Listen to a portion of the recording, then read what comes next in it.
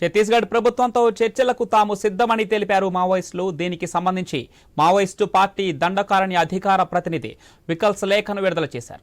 ఆదివాసీలపై జరుగుతున్న ఎన్కౌంటర్లు, క్రాస్ ఫైరింగ్ల వంటి దారుణాలను అరికట్టాలని డిమాండ్ చేశారు. సాయుధ బలగాలన్నీ 6 నెలల పాటు స్టేషన్లు, క్యాంపులకే పరిమితం చేయాలని, కొత్త క్యాంపుల ఏర్పాటు ఆపాలని కోరారు. ప్రభుత్వం నుంచి ఎటువంటి స్పందన రాకపోతే చర్యలకు విముఖత చూపుతున్నట్టు అనుకుంటామని లేఖలో స్పష్టం చేశారు.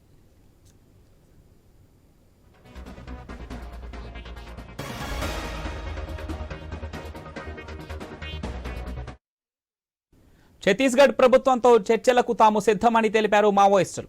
దీనికి సంబంధించి మావోయిస్టు పార్టీ దండకారణ్య అధికార ప్రతినిధి వికల్స్ లేఖను విడుదల చేశారు. ఆదివాసీలపై జరుగుతున్న ఎన్కౌంటర్లు, క్రాస్ ఫైరింగ్ల వంటి దారుణాలను అరికట్టాలని డిమాండ్ చేశారు. సాయుధ బలగాలన్నీ 6 నెలల పాటు స్టేషన్లు, క్యాంపులకే పరిమితం చేయాలని, కొత్త క్యాంపుల ఏర్పాటు ఆపాలని కోరారు.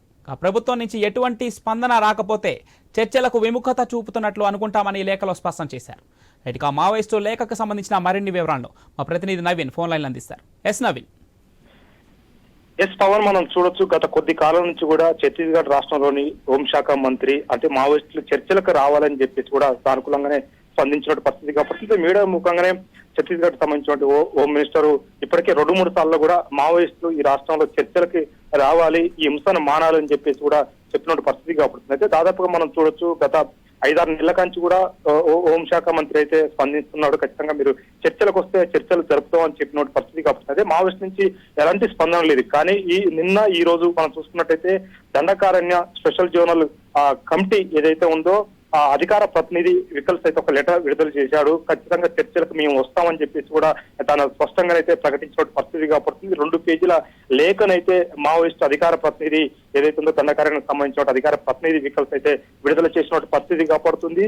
మేము చర్చలకు రావాలంటే ముందుగా ఒక 6 నెలల పాటు ఛత్తీస్గఢ్ రాష్ట్రంలో కొత్త బేస్ క్యాంపులు ఎక్కడ కూడా ఏర్పాటు చేయొద్దు, అంతేకాకుండా పోలీసుల కూమింగ్ వెంటనే నిలిపివేయాలని చెప్పిన పరిస్థితి కాబట్టి అంతేకాకుండా గిరిజనులపై దాడులు, అంతే విధంగా పోలీసులు కూమింగ్ పేరుతోటి బయటకు వచ్చి అమాయక గిరిజనులు చంపుతున్నారు, ఇవన్నీ కూడా మానుకోవాలని చెప్పేసి కూడా చెప్పిన పరిస్థితి కాబట్టి ఈ 6 నెలలు పూర్తి స్థాయిలో అంటే మనం చూడొచ్చు ప్రతి 4-5 కిలోమీటర్లకు ఒక బేస్ క్యాంప్ ఏర్పాటు చేస్తున్నారు. అయితే కొత్త బేస్ క్యాంపులను ఎక్కడ కూడా మీరు ఏర్పాటు చేయకూడదు. 6 నెలల పాటు పాత బేస్ క్యాంపులు ఉంటే ఆ బేస్ క్యాంపులకే ఉన్న జవాన్లు మొత్తం కూడా పరిమితి కావాలి తప్ప వాళ్ళు బయటకు వచ్చి కూమింగ్ అని ఎక్కడ కూడా కార్యకలాపాలు చేయకూడదని చెప్పిన పరిస్థితి కాబట్టి అంతేకాకుండా కొత్త బేస్ క్యాంపులు ఎక్కడ కూడా ఈ 6 నెలలు ఏర్పాటు చేయకూడదు. ఎవరున్నా సరే డిపార్ట్మెంట్ నుంచి పోలీస్ స్టేషన్లకే పరిమితి కావాలి తప్ప కూమింగ్ పేరుతోటో లేదా ఇతర పేర్లతోటో అడవిలల్లో సెర్చింగ్ చేయడం, అదే కూమింగ్ చేయడం, గిరిజనులపై దాడులు చేయడం, లేదా మావోయిస్టుల పేరుతోటి ఏదైతే ఉందో పూర్తి స్థాయిలో వాళ్ళ అంటే ఆ మావోయిస్టులకి ఇన్ఫర్మేషన్ ఇస్తున్నారు, లేదా కోవర్ట్ గా ఉంటున్నారు, వాళ్ళకి పూర్తి స్థాయిలో పనిచేస్తున్నారు అని చెప్పేసి వాళ్ళపై దాడులు చేయడం ఇలాంటివి ఏం చేయదు. ఈ 6 నెలలు ఇంత కాముగా ఉంటా మాత్రం ఖచ్చితంగా మేము చర్చలకు వస్తామని చెప్పేసి కూడా వాళ్ళు ప్రభుత్వానికి అయితే ఒక లేఖ విడుదల చేసిన పరిస్థితి కాబడుతుంది. అయితే దీనికి సంబంధించి లేఖకు సంబంధించి మనం చూడొచ్చు ఇప్పటికే ఛత్తీస్గఢ్ సంబంధించిన హోంశాఖ మంత్రి 3 సార్లు మీడియా ముఖంగా మావోయిస్టులు చర్చలకు రావాలని చెప్పిన పరిస్థితి కాబట్టి ఇప్పుడు ప్రభుత్వం ఏ విధంగా స్పందించాలో చూడాలి. ఎందుకంటే ఈ ప్రభుత్వమే ముందుగా ఒక అడుగు ముందుకేసి మావోయిస్టు చర్చలకి రమ్మని ఆహ్వానించిన పరిస్థితి కాబడుతుంది. అయితే దాదాపుగా 2-3 నెలల తర్వాత మావోయిస్టు కూడా స్పందించారు. ఏదైతే దండకారణ్య ప్రాంతంలో హింస పూర్తి స్థాయిలో కూడా పెరిగిపోతుందని చెప్పేసి ఛత్తీస్గఢ్ ప్రభుత్వం చెప్తున్నట్టు పరిస్థితి కాబట్టి అయితే మేము హింసగా చేసేదని చెప్పేసి కూడా ఒక పక్క మావోయిస్టు చెప్తున్నట్టు పరిస్థితి కాబడుతుంది. అయితే మనం చూడొచ్చు ప్రతి సంవత్సరం 10ల సంఖ్యలో ఇటు మావోయిస్టులు కానీ అదేవిధంగా జవాన్లు కూడా అంటే పోలీసులు కూడా చనిపోతున్న పరిస్థితి కాబట్టి దీనికి ఫుల్ స్టాప్ పెట్టాలని చెప్పేసి కూడా ఛత్తీస్గఢ్ రాష్ట్ర ప్రభుత్వం అయితే చర్చలకైతే మావోయిస్టులను ఆహ్వానిస్తున్న పరిస్థితి కాబట్టి పూర్తిగా కూడా మావోయిస్టులు కూడా సానుకూలంగానే స్పందించారు. వాళ్ళు ఒక 6 నెలలు టైం అడిగినట్టు పరిస్థితి కాబట్టి 6 నెలలు కూడా పీస్ఫుల్ గా ఉంటున్నాయి. పూర్తి స్థాయిలో అడవి ప్రాంతంలో ఎక్కడ కూడా అలజడి లేకుండా ఎవరిపై కాల్పులు చేయకుండా ఎలాంటి అగత్యాలు చేయకుండా గిరిజనులు ఎక్కడ ఇబ్బంది పెట్టకపోతే మాత్రం ఖచ్చితంగా మీ చర్చలకి సానుకూలమే చర్చలకు వస్తామని చెప్పేసి కూడా చెప్తున్న పరిస్థితి కాబట్టి చర్చలకు కావాల్సినటువంటి ప్లానింగ్ మొత్తం కూడా మేము చేసుకుంటాము. మాకు 6 నెలలు మాత్రం మీరు పీస్ఫుల్ గా ఉండి పూర్తిగా మాకు నమ్మకంగా ఉండి ఎక్కడ ఎలాంటి ఇబ్బందులు లేకుండా మాత్రం ఖచ్చితంగా మేము చర్చలకు వస్తామని మావోయిస్టులు అయితే లేఖలు చెప్పినట్టు పరిస్థితి కనపడుతుంది. పవన్, అయితే నవీన్, మనం చూసుకుంటే ఇప్పుడు అటవీ ప్రాంతంలో నివసించేటువంటి ఆదివాసులు ఎలా స్పందిస్తున్నారు దీనిపైన? అంటే పోలీసులు ఆకస్మిక దాడుల నేపథ్యంలో వారికి ఎటువంటి ఇబ్బందులు తలెత్తుతున్నాయి, వీటిని ప్రభుత్వానికి తమ గోడు ఎలా వెళ్ళబోసుకుంటున్నారు వాళ్ళు? ఎస్, మనం చూడొచ్చు అటు దండకారణ్యం ప్రాంతం అంటేనే పూర్తి స్థాయిలో మావోయిస్టులు కీలకమైన పాత్ర పోషిస్తున్నట్టు పరిస్థితి కనపడుతుంది.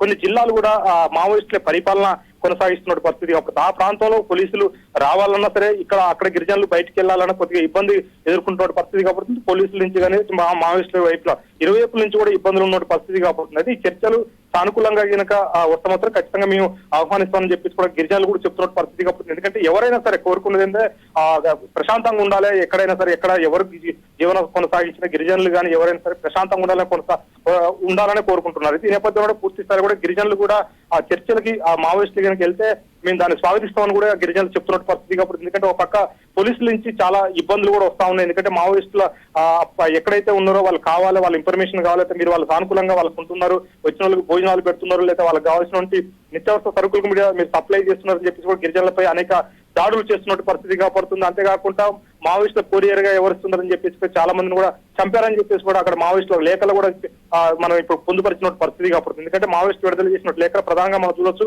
గిరిజనులపై ఎక్కడ కూడా ఎలాంటి దాడులు చేయొద్దు. 6 నెలలు వాళ్ళు చెప్పింది ఏంటంటే 6 నెలలు గిరిజనులపై ఎక్కడ దాడులు చేయొద్దు, మావోయిస్టుల పేరుతోటి గిరిజనులను చెప్పకూడదు అని చెప్పేసి కూడా వాళ్ళు స్పష్టంగా చెప్పినట్టు పరిస్థితి కాపాడుతుంది. అయితే గిరిజనులు కూడా దీన్ని ఒప్పుకుంటున్నట్టుగా చెప్పుకోవచ్చు. ఎందుకంటే గిరిజనుల ఏదైతే ఉందో ఆ దండకారణ్య ప్రాంతంలో గిరిజనుల సానుకూలంగా వాళ్ళు స్పందిస్తేనే మావోయిస్టులు లేఖలు రాస్తారు ఖచ్చితంగా. ఎందుకంటే ప్రజాభిప్రాయ తీసుకున్న తర్వాతనే మావోయిస్టులు స్పందించి లేఖ రాసినట్టు పరిస్థితి కాపాడుతుంది. దండకారణ్యంలో ఉన్నటువంటి ఏదైతే గూడాలు ఉన్నాయో అక్కడ గిరిజనులు పూర్తి స్థాయిలో మద్దతు పలికినట్టునే మావోయిస్టు కీలకంగా ఈ లేఖ రాసినట్టు పరిస్థితి కాపాడుతుంది. కానీ ప్రభుత్వం నుంచి ఎలాంటి స్పందన వస్తుందో వేచి చూడాల్సిన అవసరం ఉంది. Pavan, thanks for the updates Naveen. जवान कुछ भ्रमित भी हुए हैं, उनसे वार्ता के लिए, चर्चा के लिए सरकार सदैव तैयार है, किसी भी क्षण तैयार है। यहाँ तक कि यह भी कहा गया है कि हम वीडियो कॉन्फ्रेंसिंग पर भी चर्चा के लिए तैयार हैं। आज सरकार भी ये चाहती है कि गांव-गांव तक विकास के कार्य पहुंचे, अस्पताल खुले, स्कूल खुले, सड़क बने, विद्युत सबको मिले। ये सरकार सोचती है, इसको क्यों रोका जाए, इसको कोई क्यों रोके? इतना ही तो सरकार चाहती है और कोई बात नहीं। चर्चा के लिए, वार्ता के लिए सरकार हमेशा तैयार है, वीडियो कॉन्फ्रेंसिंग के लिए भी तैयार है। वो जो पत्र उन लोगों ने जारी किया उसमें बहुत सारी बातें थी, 6-8 महीने बाद कोई चर्चा